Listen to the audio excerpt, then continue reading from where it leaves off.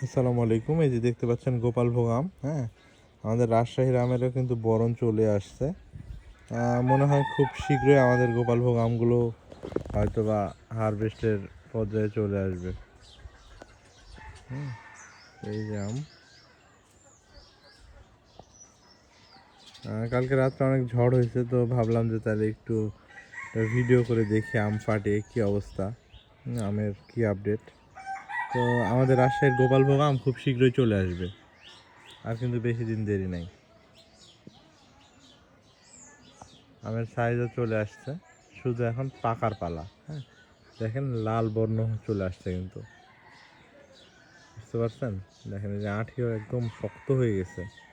তো হয়তো বা ঈদের আগে হয়তো বা গোপালভোগ আম পেকে যাবে, বড় ঈদের আগে। হ্যাঁ, তো অগ্রিম অর্ডার করে রাখতে পারেন আমাদের রাজশাহী সুনামধন্য পেজে, যারা কেমিক্যাল মুক্ত ফ্রেশ আম খেতে চান।